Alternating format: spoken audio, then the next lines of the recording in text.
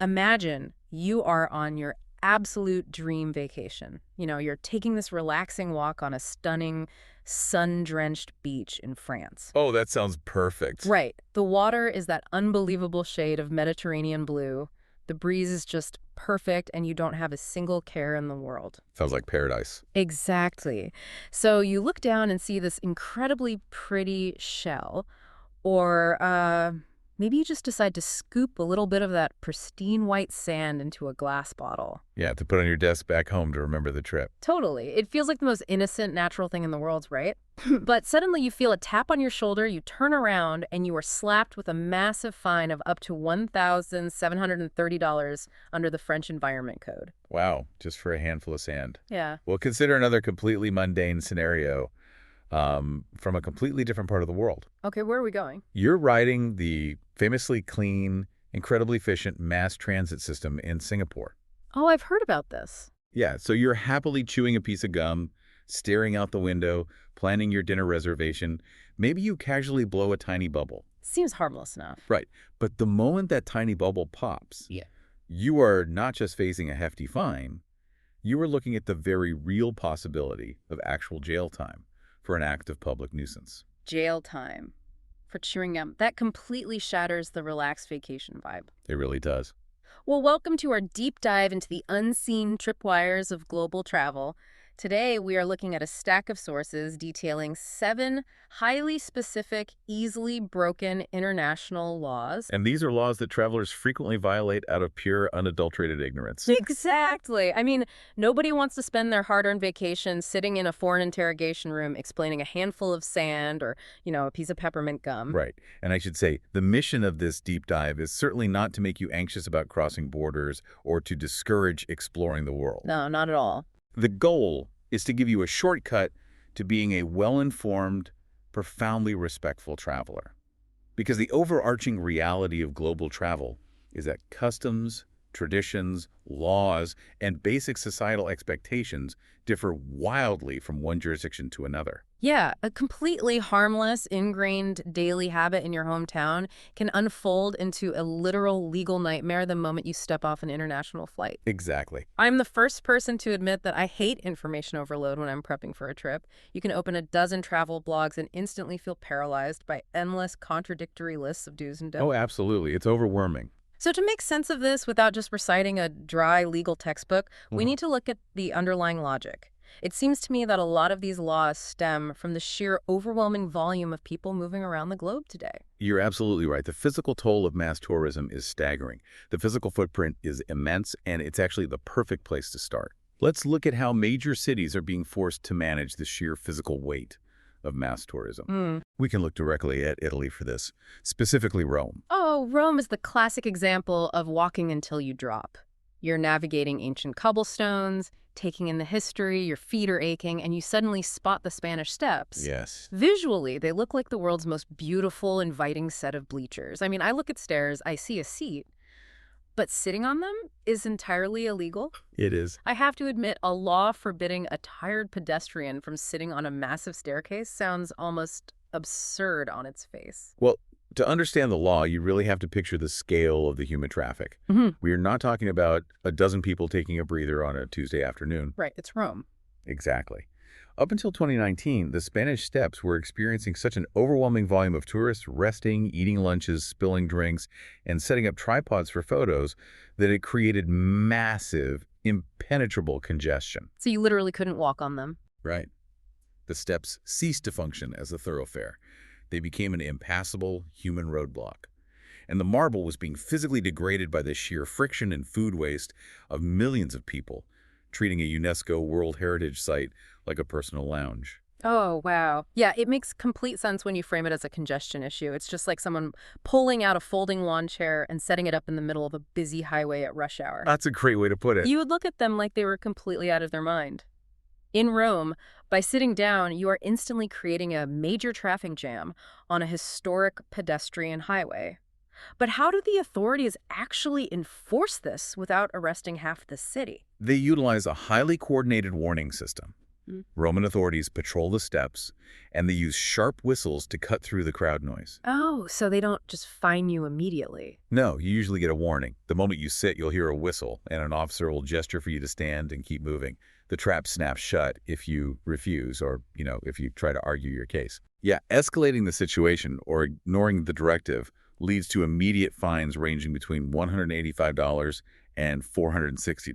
Yikes. That is an incredibly expensive rest stop. That physical clash tourists treating a destination like a playground while locals are just trying to live their daily lives feels like a universal friction point. It really is. I imagine this exact dynamic plays out in beach destinations too. Oh, it plays out dramatically in Spain, particularly in Barcelona. Since 2011, Barcelona's city council has strictly banned wearing swimwear anywhere except on the actual sand of the beach itself. Wait, really? I've always thought the whole point of a beach town was the relaxed, breezy vibe. You go for a swim in the Mediterranean, you throw on some sandals, and you wander across the street to grab some tapas or an ice cream while you air dry. Yeah, a lot of tourists think that. Is this a hygiene issue? Like, are they just trying to keep the public bus seats dry? Well, hygiene is a minor factor, but the primary driver of this law is civic dignity and the fundamental nature of the destination. Civic dignity. Yeah, because Barcelona is a major functioning metropolitan city.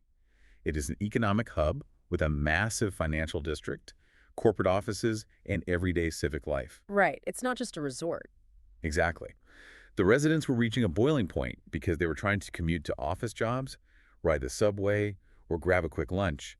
And they were constantly surrounded by tourists wandering into supermarkets and banks dripping wet in Speedos and string bikinis. Oh, man. Yeah, the tourist is in vacation mode, completely mentally checked out, while the local resident is stressing over a 2 p.m. corporate presentation.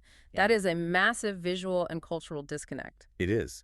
The city council recognized that the environment was degrading the quality of life for its actual citizens, so they established a clear boundary. Just like the Spanish Steps. Exactly. Just like the authorities at the Spanish Steps, local law enforcement in Barcelona will usually give you a polite warning to put on a shirt or a cover-up. And if you don't, Arguing the point, or flagrantly ignoring the rule, escalates the interaction to a public offense. The fines are substantial, ranging from $140 all the way up to $580. the immediate takeaway there is to always pack a sundress or a t-shirt in your beach bag. Highly recommended. But this tension between vacationers and the local environment goes beyond just taking up physical space, though. It bleeds into how tourists interact with the actual biology of a destination. Yeah, that is the second major category we see in the source's biological boundaries. Right. This means looking at how countries protect their local ecology from well-meaning tourists, or, conversely, how they protect their own populations from the foreign chemistry tourists bring in their luggage. Okay, let's tackle the wildlife aspect first. My mind immediately goes to Austria, specifically Vienna. Ah, yes. There is this incredibly cinematic, romantic trope we've all seen in movies. The protagonist standing in a beautiful, historic European square, surrounded by gorgeous architecture, tossing breadcrumbs to a massive flock of pigeons. It looks great on film, but the reality of urban ecology completely shatters that romantic image. In 2014, Vienna made it strictly illegal to feed the pigeons. You're telling me the city outlawed a classic Mary Poppins moment? What is the actual harm? The harm is a severe cascading ecological imbalance. When thousands of tourists provide that much artificial food daily, it artificially inflates the carrying capacity of the environment. So, too many birds. Way too many. The pigeon population exploded. They started breeding at unnatural, highly accelerated rates. And with that explosion came an unprecedented volume of litter and highly acidic droppings, which degrades historical facades. Oh, that makes sense. It ruins the buildings. Right. But most critically, that excess food and massive bird population immediately attracted immense populations of rats to the city center. Oh, gross. By standing in the square feeding the birds, you are effectively subsidizing a massive rat infestation beneath your feet. Exactly. Furthermore, the human food tourists provide is actively harmful to the birds themselves. White bread and pretzels lack the necessary nutrients and can cause severe wing deformities in the avian population. Wow, I had no idea it was actually hurting them. Yeah, it's really bad. So if you are caught tossing breadcrumbs in Vienna, authorities will fine you around $42 to disrupt that destructive biological chain reaction. So while Vienna is trying to protect its wildlife from what tourists leave behind, I assume other countries are fiercely protecting their populations from what tourists bring in. They are. And this is perhaps the most dangerous unseen tripwire in our entire discussion. Japan fiercely protects its population from foreign biological and chemical inputs. Okay, meaning what? They are looking directly into your travel medicine cabinet. Under Japan's pharmaceutical affairs law, it is strictly illegal to bring many common prescription and even standard over-the-counter medicines into the country. Wait, really? I would assume this is about preventing tourists from bringing in local diseases, but you're saying they are targeting the medicine itself? Yes, the medicine itself. But if I get a severe sinus infection on a 14-hour flight to Tokyo, I naturally want to take a decongestant. My little zipper bag of travel meds is just, muscle memory when I pack. I know, but that muscle memory can easily get you arrested. Yeah. Japan maintains an incredibly strict anti-stimulant culture. So, no Sudafed. None. Products containing pseudoephedrine, like Sudafed, many common over-the-counter decongestants, and various allergy medications are simply not permitted across the border. They are categorized entirely differently than they are in North America or Europe. That's crazy. And it goes further. Japan bans certain prescriptions that are wildly common elsewhere, specifically many stimulant medications used to treat ADHD, as well as certain medications for depression. Okay, I want to push back on this because it seems logistically impossible. What if a traveler has an official stamped note from their primary care physician? Doesn't matter. I mean, a document clearly stating this specific medication is a medically necessary prescription for them to function daily. Surely customs officers recognize foreign medical documentation. The doctor's note from your home country means absolutely nothing at Japanese customs. That is stunning. There is no medical exception. None that a simple doctor's note can satisfy at the border. The pharmaceutical affairs law overrides your personal medical documentation. These specific chemical compounds are considered so highly restricted that they are actually sold on the black market within Japan. Wow. It is remarkably similar to agricultural biosecurity. Like, if you fly into Australia, they will aggressively confiscate a stray apple from your backpack to protect their farming ecosystem from foreign pests. That's a really good comparison. So Japan views your Sudafed as a chemical contaminant to their societal health. That is a highly accurate mental model. The Japanese authorities do not view you as a tired tourist nursing a head cold. They view you as an individual actively smuggling illegal narcotics across federal borders. Travelers unknowingly carrying these items can be, and frequently are, detained and arrested. Well, if a nation is willing to arrest you over-the-counter decongestants to protect its biological borders, it shouldn't be surprising that the next category of tripwires involves nations aggressively defending their cultural and moral borders. Yes, and this is where the stakes reach their absolute highest. Innocent mistakes in this arena do not just result in a warning whistle or a fine. We're talking jail time. Exactly. Violating deeply held cultural norms and state identity laws can easily lead to serious, prolonged jail time. We see so many countries marketing themselves entirely around romance, Paris, Venice, the Maldives, but the United Arab Emirates operates on a completely different frequency when it comes to public behavior. They do. The UAE enforces extremely strict regulations governing public modesty and behavior. Article 411 of the country's penal code explicitly classifies public displays of affection as an indecent act. Where is the legal line drawn, though? What specifically qualifies an indecent act in the eyes of the authorities? Well, according to government guidelines and legal precedent, simply holding hands is generally tolerated, provided the couple is married. Okay, that makes sense. However, hugging, and particularly kissing in public, are strictly illegal under the penal code. To put this in perspective, if a couple is celebrating their honeymoon in Dubai, they take a beautiful photo in front of the Burj Khalifa and they share a quick kiss on the cheek to celebrate the moment. They are actively committing a crime. Violators face fines of up to $270 and, far more devastatingly, they face actual imprisonment. Just for a kiss on the cheek. Yes. To demonstrate how strictly this is enforced, we can look at a highly publicized case from 2010. Two British friends were meeting up in a public space in the UAE. Okay. They greeted each other with a standard, perfectly platonic kiss on the cheek, a greeting that happens millions of times a day across Europe. They were arrested, charged, and jailed for a month. Oh my goodness. Serving a month in a foreign prison over a platonic greeting is incredibly sobering. It forces the traveler to confront the reality that their personal cultural bubble does not travel with them. Exactly right. That idea of visual disruption, doing something that profoundly offends the local social order, brings us to clothing. But not in the way Barcelona cares about swimwear. We are talking about camouflage in the Caribbean. Right. In the American South and across many parts of the world, camouflage is ubiquitous. It's hunting gear, it's a casual fashion statement, it's integrated into streetwear. Sure, it's everywhere. But if you pack that same camouflage outfit for a trip to Jamaica, Barbados, or several other Caribbean nations, you are walking directly into a major legal trap. My initial hypothesis would be that tourists in bright pink camo tank tops stick out terribly, and maybe the local government is trying to prevent them from becoming obvious targets for pickpockets. It's a good guess, but the rationale has nothing to do with tourist safety or fashion sensibilities. It is entirely about state security and the visual monopoly of authority. Meaning what exactly? In these smaller island nations, the military and police forces utilize these distinct camouflage patterns for their official uniforms. When civilians, including tourists, wear similar attire, it creates dangerous visual confusion in public spaces. Oh, I see. It actively dilutes the visual authority of law enforcement. The state views wearing camo as akin to impersonating a police officer or a military official. Wow, when you explain the mechanism behind it, the logic is undeniable. You are essentially walking around a foreign country wearing an imitation of their police uniform. That's exactly how they see it. How severe is the penalty if you step off a cruise ship in Jamaica wearing a pair of cargo camo shorts? The authorities treat it as a serious security infraction. You can be hit with a staggering $2,000 fine.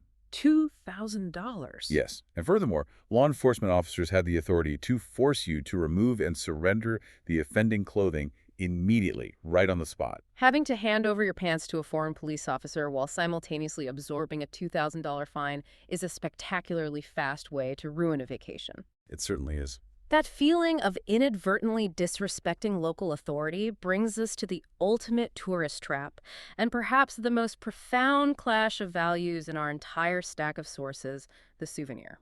Right. Buying a souvenir is the definitive tourist tradition. You want a physical object to anchor the memories of the trip. Of course. But in Thailand, picking the wrong physical object can have devastating legal and personal consequences. Thai law tightly controls the export of its cultural and religious heritage. What are we talking about here? Specifically, it is highly illegal to take home certain religious antiques or any images of Buddha without explicitly obtaining complex, written government permission beforehand. Think about the last time you were traveling. You are wandering through a vibrant night market, having a great time, and you spot a beautifully carved wooden Buddha head or a really intricate poster or a piece of jewelry. Very common. Right, and to the tourist, that is just a neat piece of decor for their living room bookshelf. Does the law distinguish between an actual historical antique and a mass-produced item bought at a market stall? The law is designed to protect the image of Buddha itself, not just historical artifacts.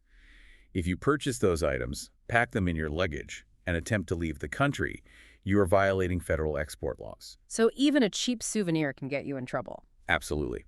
At the airport, customs authorities will likely confiscate the item immediately. You will be issued a massive fine, and depending on the specific item and the interpretation of the officers, there's a very real potential for imprisonment. The mechanism here is a massive philosophical mismatch. The tourist views the object as a cool knickknack that proves they traveled. The host country views that exact same object as a sacred representation of the divine. Exactly. It's a core piece of their cultural identity that is being casually commodified and exported. And that philosophical clash is the crux of the issue. The law in Thailand ensures that the host country's spiritual values are the ones that are respected and enforced, regardless of the tourist's intent or ignorance. Synthesizing everything we have covered today, the most crucial takeaway for you, listening right now, is that common sense is a complete myth. Or rather, common sense is highly, highly localized. I completely agree. What constitutes polite, logical behavior in Barcelona is considered deeply offensive in Dubai. What is a harmless daily medication in London is a criminal offense in Tokyo. It really varies wildly. It does. Taking a few minutes to deeply research a destination's specific legal and cultural quirks before you pack your bags is not just about avoiding a devastating $2,000 fine for your camo shorts or avoiding a jail cell over a bottle of NyQuil. Right. It is the ultimate sign of respect for the people, the infrastructure, and the culture that are hosting you. Beautifully said. I want to leave you with a final thought today, something to mull over that builds on everything we have just explored. We have spent this entire deep dive looking at how strange, strict, or seemingly bizarre foreign laws can appear to us from the outside looking in. But I want you to flip the mirror for a moment. Think about your own hometown. If a tourist from a completely different culture, someone who does not speak your language, who operates under entirely different societal norms, visited your neighborhood today, what unspoken rules or hyper-local laws would they unwittingly break? It is a brilliant exercise in empathy. It forces you to ask how much of your own everyday common sense is actually just localized cultural conditioning. Exact. Conditioning that you blindly expect every visitor to inherently understand and obey. Think about it the next time you walk on a beach and instinctively reach down to scoop up a handful of sand or a pretty shell. Ask yourself, whose rules are you actually playing by? Wishing you all incredibly safe, wonderful, and meticulously well-informed travels. We will catch you on the next deep dive.